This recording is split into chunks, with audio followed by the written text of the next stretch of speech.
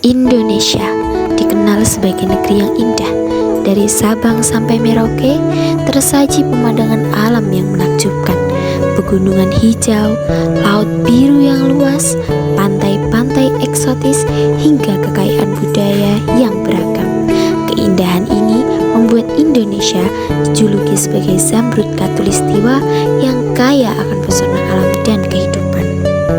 Akan tetapi, di balik keindahan tersebut, Indonesia juga menyimpan ancaman bencana alam yang mengintai. Letak geografis di cincin api Pasifik menjadikan negeri ini rawan gempa bumi, letusan gunung berapi, tsunami, hingga bencana-bencana besar yang lainnya.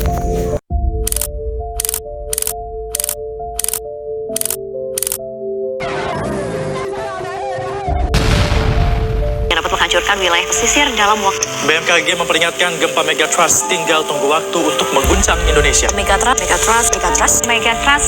menghantui. Warga RI diminta waspada. Fakta gempa megatrust dan tsunami dari penjelasan BRIN. Kami akan memprediksi kalau ada megatrust. A'udzubillahi min dzalik, semoga tidak terjadi.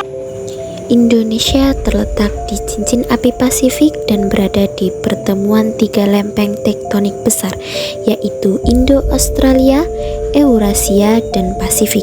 Hal ini menyebabkan Indonesia rawan gempa bumi dan tsunami. Potensi bahaya utama di wilayah Yogyakarta adalah pergerakan sesar opak, sementara di wilayah pesisir selatan Jawa hingga Sumatera terdapat ancaman gempa megatrust yang berpotensi menimbulkan tsunami besar. Gempa Yogyakarta 2006 menewaskan lebih dari 5.700 orang, melukai ratusan ribu jiwa, dan merusak lebih dari 350.000 bangunan. Hal ini menunjukkan tingkat resiko yang sangat tinggi, terutama di daerah padat penduduk dengan bangunan yang tidak tahan gempa. Sedangkan isu megatrust menjadi perhatian nasional karena jika terjadi, dampaknya bisa meluas lintas provinsi dengan korban jiwa dan kerugian ekonomi yang besar. Begitu banyaknya dampak kesehatan dari peristiwa tersebut, yaitu dampak langsung pada kesehatan fisik, dampak pada kesehatan lingkungan, dampak penyakit menular, dampak kesehatan mental, dan dampak jangka panjang. Dampak langsung pada kesehatan fisik yakni korban jiwa lebih dari 5.700 orang meninggal akibat tertimpa bangunan yang roboh. Cedera massal sekitar 36.000 orang luka berat, patah tulang, trauma kepala, luka robek, dan tertimpa reruntuhan. Kapasitas layanan kesehatan pun kewalahan. Rumah sakit dan puskesmas penuh sesak. Banyak pasien harus dirawat di tenda darurat. Dampaknya pada kesehatan lingkungan, kerusakan sarana kesehatan. Banyak puskesmas dan rumah sakit di DIY rusak parah sehingga layanan medis pun terganggu. Kemudian sanitasi buruk di pengungsian, air bersih dan fasilitas sanitasi terbatas sehingga meningkatkan resiko penyakit menular sangat tinggi dan berpotensi menjadi sumber infeksi. Kemudian dampak penyakit menular, muncul resiko penyakit diare, ispa, penyakit kulit, leptospirosis akibat kondisi pengungsian yang padat dan sanitasi yang buruk. Anak-anak dan lansia paling rentan terkena penyakit ini. Kemudian dampak kesehatan mental, trauma psikologis dari para korban. Banyak penyintas mengalami ketakutan, cemas, gangguan tidur, hingga PTSD atau Post Traumatic Stress Disorder. Anak-anak kehilangan orang tua atau rumah, kemudian mengalami gangguan psikososial. Selain dampak dari bencana gempa bumi 2006 di Yogyakarta, dampak tsunami terhadap kesehatan pun tidak kalah banyak. Dampaknya secara langsung yaitu korban jiwa, tenggelam,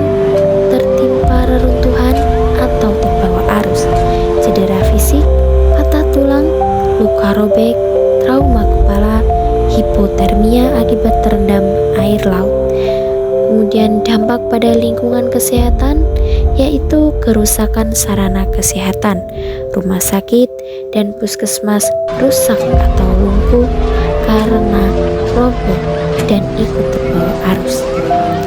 Kemudian krisis air bersih, sumur dan sumber air tercemar oleh air laut yang asin.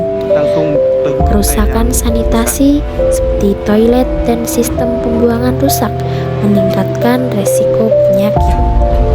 Penyakit menular pasca tsunami seperti diare dan kolera akibat air minum yang tercemar. ISPA, infeksi saluran pernafasan akut. Kemudian penyakit kulit dan infeksi luka dari air kotor dan kurangnya kebersihan. Leptospirosis dari genangan air yang bercampur dengan kotoran-kotoran hewan maupun dari bangkai-bangkai atau mayat-mayat para korban tsunami. Kemudian malaria dan DBD karena banyaknya genangan air yang menjadi sarang nyamuk. Dampak kesehatan mentalnya, trauma mendalam, kecemasan, stres berat, hingga gangguan stres pasca trauma. Anak-anak dan korban yang kehilangan keluarga paling rentan mengalami gangguan tersebut. Jadi tsunami ataupun gempa bumi bukan hanya menimbulkan korban fisik secara langsung, tetapi juga memicu krisis kesehatan masyarakat jangka pendek maupun jangka panjang, baik dari sisi medis, sanitasi, penyakit menular, maupun kesehatan mental. Penanggulangan bencana di Indonesia dilakukan melalui beberapa tahap. Pertama yaitu tahap mitigasi, berupa pencegahan, yaitu dengan membangun jalur evakuasi serta memberikan edukasi kepada masyarakat. Kedua yaitu kesiapsiagaan. Yang ketiga yaitu tahap tanggap darurat. Tim gabungan dari BNPB, Basarnas, TNI, Polri, PMI, hingga relawan segera turun untuk mengevakuasi korban, mendirikan dapur umum, serta memberikan layanan kesehatan. Tahap keempat yaitu adalah tahap rehabilitasi dan rekonstruksi, yaitu pemulihan setelah bencana.